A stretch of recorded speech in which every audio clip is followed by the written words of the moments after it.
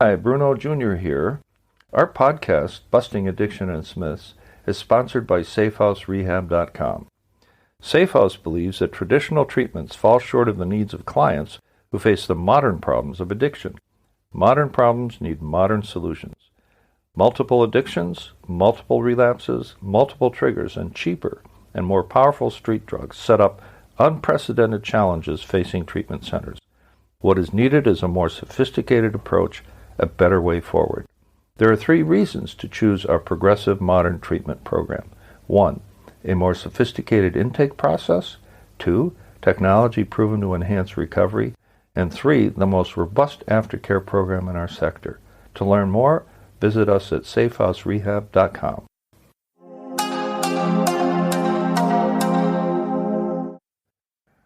Season 12, Episode 13.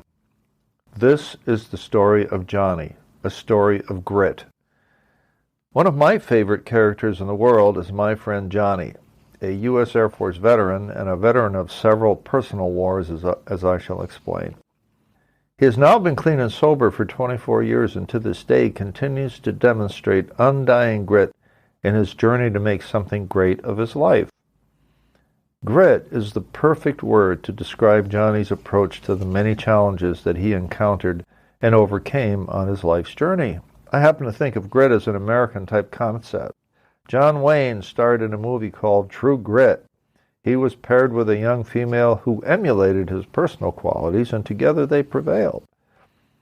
Grit is a short but powerful word that stands for courage, resolve, and strength of character, attributes that are necessary to beat the odds, to succeed no matter the obstacles in one's way. That's my friend Johnny. He has taught me way more than I could ever teach him. My struggles were nothing compared to his. Where others might have decided to cut and run, to seek oblivion in liquor and drugs, he has persevered. 30 years ago, he barely made it out of the U.S. Air Force with a general discharge, which is a full grade below an honorable one. To earn a general discharge, you had to have spent some time in the brig, also known as the jail, and or took time away coming back from leave, also known as AWOL, which stands for away without leave. The vast majority of infractions of that nature involve alcohol and sometimes violence, as in bar fights. The MPs will throw you in the brig, write you up, then your commanding officer will decide what your punishment should be and for how long. According to Johnny, he spent many a night in the brig, but his infractions were not severe enough to earn him a dishonorable discharge, which means that you were just plain old kicked out of the service. He says it was his drinking that compromised whatever good he did.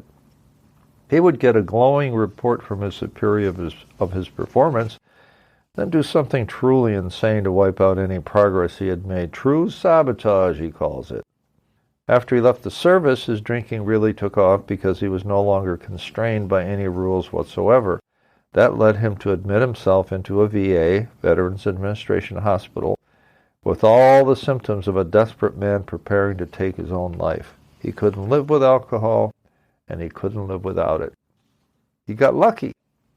The VA hospital in our hometown of Milwaukee, Wisconsin, has an excellent drug and alcohol treatment program for veterans in dire straits like Johnny's. That's where he met his first sponsor, let's just call him Big Carl, a grizzled veteran of the Vietnam War and a winner in the war on alcohol. Johnny's thinking was so twisted that he thought that most people try to commit suicide at least once in their lives.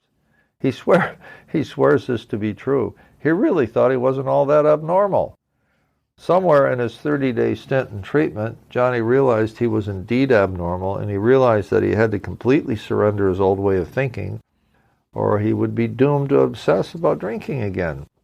So he had his epiphany. He made the commitment to stay sober, attending AA meetings, and being of service to recovering alcoholics at the VA clinic.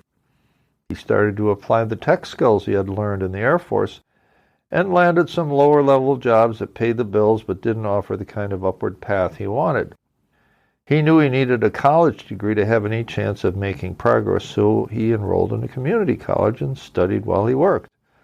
All good so far, until he was diagnosed with stage 4 cancer of the throat and jaw only a few years into his new sober life. So all the progress he had been making with work in college had to come to a full stop, as he had to devote all his energies to trying to beat the odds stacked against him making a comeback. When we lived near each other, I would take him to his appointments at the VA for whatever he needed done that day because he couldn't drive anymore. The surgeons had to cut away part of his jaw and some neck muscles along with parts of his throat. Then came radiation and chemotherapy, a 2-year battle with forces that wanted to kill him. But all this while, he went to his AA meetings, sponsored a couple of guys early in sobriety, and never let up on his commitment to sobriety, sanity, and helping others. After 2 years of intense treatment, including surgery, he was declared cancer-free, a recovery that can only be seen as a miracle. He decided that he wanted to pursue a career in the U.S. Department of State. After a bit of soul-searching, he decided to move to Washington, D.C. to be closer to the action. Actually, I advised him to do so as well. Although he had become known as a local activist on behalf of veterans gaining better access to educational and job resources, he felt that he needed to be in D.C. closer to people of influence. He stayed in D.C. for 2 years, getting a paying gig here and there, networking, winning a scholarship to further his State Department internship, but never quite connecting to a real career path, because he didn't have a bachelor's degree in anything that mattered. And he was running out of money, paying triple the rent that he had paid in Wisconsin. An old friend suggested he get the hell out of D.C. and move to Jacksonville, Florida, where they could room together with a lot more cheaply. But his friend turned out to have relapsed without telling Johnny, and the whole thing turned into a nightmare. There were several cats wandering about, and the mess and smell that came with them was as horrible as you can imagine. Time to move out, find his own place, get some better assistance support, and combined with student loans and part-time work as a VA coordinator, get back to college work. He bikes his way to AA meetings several times a week and counsels those who need help in getting and staying sober. One of his wards threw himself off a 3-story parking garage. Well, of course, Johnny took it hard. It wasn't his fault, of course, but he was spiritually fit enough to know that he could not blame himself. This is what he said to me after he shared the terrible news. Quote, "It's a deadly disease." This is especially true when it's combined with another mental disorder such as depression. "Whatever disorder you have, untreated alcoholism will only make it worse." Closed quote. I stay in touch with Johnny on a Zoom call once a week at 6:30 p.m. for me in Thailand. It's 7:30 a.m. for him in the Eastern Time Zone. He's doubled up on his coursework and now expects to graduate with a BA in administration in December of this year. He has a standing job offer from the VA in D.C. upon his graduation. The year 2023 will represent a new start for my fine and generous friend.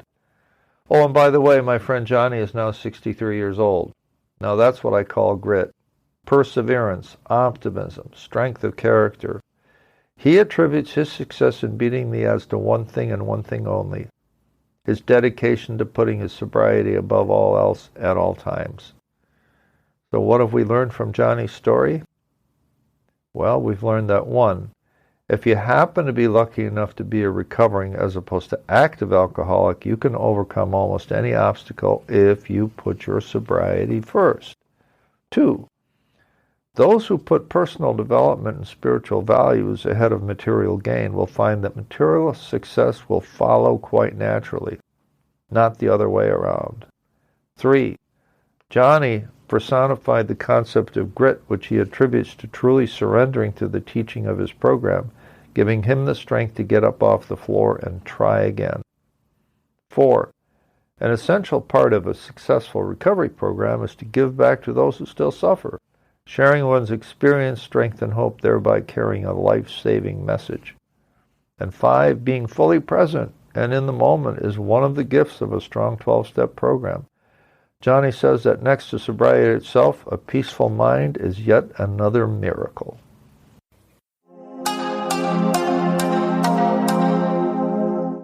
Our podcast is sponsored by SafeHouseRehab.com, a modern approach to recovery.